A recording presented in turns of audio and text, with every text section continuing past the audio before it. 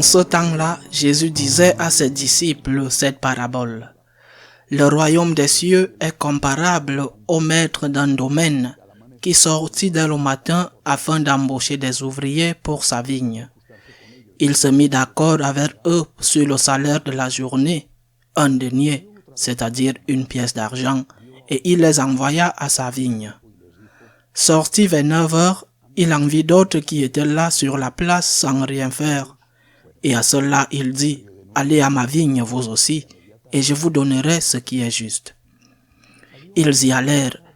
Il sortit de nouveau vers midi, puis vers 3 heures, et fit de même. Vers 5 heures, il sortit encore, en trouva d'autres qui étaient là, et leur dit, « Pourquoi êtes-vous restés là toute la journée sans rien faire ?» Ils lui répondirent, « Parce que personne ne nous a embauchés. » Il leur dit, « Allez à ma vigne vous aussi. » Le soir venu, le maître de la vigne dit à son intendant, « Appelle les ouvriers et distribue le salaire en commençant par les derniers pour finir par les premiers. » Ceux qui avaient commencé à 5 heures s'avancèrent et reçurent chacun une pièce d'un denier. Quand vint le tour des premiers, ils pensaient recevoir davantage, mais ils reçurent eux aussi chacun une pièce d'un denier. En la recevant, ils récriminaient contre le maître du domaine. Ceux-là, les derniers venus, n'ont fait qu'1 heure, et tu les traites à l'égal de nous, qui avons enduré le poids du jour et la chaleur. Mais le maître répondit à l'un d'entre eux, « Mon ami, je ne suis pas injuste envers toi. N'as-tu pas été d'accord avec moi pour un denier? Prends ce qui te revient et va-t'en. Je veux donner au dernier venu autant qu'à toi. N'ai-je pas le droit de faire ce que je veux de mes biens? Ou alors ton regard est-il mauvais parce que moi je suis bon? C'est ainsi que les derniers seront premiers et les premiers seront derniers. » Acclamons la parole de Dieu. Je suis un prêtre et je suis un pécheur, mais j'ai toujours été avec le Seigneur et je suis un pécheur, je n'ai aucun doute là-dessus. Et pour moi, le plus grand cadeau est la miséricorde divine. Mais j'ai toujours été avec le Seigneur. Je n'ai pas de crise.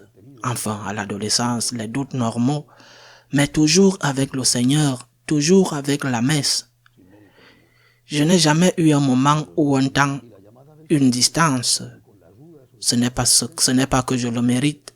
J'énonce un fait, sans aucun mérite. Dès l'âge de 10 ans, j'ai ressenti l'appel du Seigneur et aussi avec des doutes, surtout dans mon adolescence. J'ai toujours essayé d'être à ses côtés. Et quand j'ai pu convaincre mes parents, à 18 ans, je suis allé au séminaire. Si le jour de ma mort, je fais confiance et je supplie le Seigneur de me permettre, ou plutôt, de m'aider à être en état de grâce. Si le jour de ma mort, je suis dans la grâce de Dieu et que je vais au purgatoire, j'imagine que ce sera là où je serai, étant en état de grâce. Je veux dire, et je supplie le Seigneur de me permettre, de m'aider à être en état de grâce. Si le jour de ma mort, je suis en état de grâce et que je vais au purgatoire, et que là-bas, en arrivant au purgatoire, je rencontre une autre connaissance ou un étranger qui a été une mauvaise personne, qui a été violent, qui a été un voleur, qui a été, comme on dit en Espagne, un gage. Eh bien, nous sommes là, tous les deux, à attendre d'entrer au purgatoire. Je le vois et je peux lui demander, comment as-tu fait? Comment as-tu fait? Et il me dit, eh bien, écoute, ma mère était catholique, moi non. Je n'étais jamais allé à l'église de ma vie. J'ai été baptisé, j'ai fait ma première communion et je ne suis plus jamais apparu. J'étais un, entre guillemets, viveur. Mais comment tu es ici? Je lui demande. Écoute, ma mère était catholique. Elle m'a enseigné que Dieu existait. Je ne l'écoutais pas. Mais au dernier moment, au dernier instant, je me suis souvenu de ma mère et j'ai dit à Dieu, j'ai été un désastre, pardonne-moi. Ça me fait énormément de peine de t'avoir offensé, pas seulement pour l'enfer, mais parce que j'ai vraiment fait du mal. Et à ce moment-là, j'ai vraiment demandé pardon de tout mon cœur. Je répète, pas juste pour l'enfer. J'ai demandé pardon de tout mon cœur. Tous mes péchés ont été placés devant mes yeux et je me suis sincèrement repenti et me voici. Parce qu'un instant plus tard, je suis mort et me voici. Nous sommes tous là, au purgatoire, à la porte d'entrée. Cela ne me traverse pas à l'esprit et j'espère que si ce moment arrivait, cela ne me traverserait pas l'esprit de dire à celui qui administre le purgatoire, parce que l'entrée du paradis c'est Saint-Pierre, je ne sais pas qui contrôle le purgatoire, et lui dire, mais bon, puisque nous allons tous les deux être ici, sur un pied d'égalité, j'ai été ici toute ma vie. Depuis le début, voyons, quelle folie j'ai fait. Ceci et cela. Et celui-là qui a été une mauvaise personne, qui a été une canaille, parce qu'au dernier moment il s'est repenti, il est ici avec moi. Ce n'est pas juste. Cela ne me vient pas à l'esprit, parce que la certitude que j'ai, que le fait d'aller au ciel est un don, et que le fait d'avoir été avec Jésus est un autre don, ce fait m'empêche de ressentir, comme l'exprime l'évangile d'aujourd'hui, de l'injustice. Si quelqu'un d'autre reçoit le cadeau en ayant fait moins que ce que j'ai fait. Au contraire, je dirais à ce compagnon du purgatoire, je lui dirais, je suis très heureux. Maintenant, je dois te dire quelque chose, ce que tu as perdu. Tu ne sais pas ce que c'est. Ici, tu es au purgatoire et ensuite tu iras au ciel. Mais ce que tu as perdu, tu ne sais pas. Et qu'est-ce que j'ai perdu, me demandera-t-il.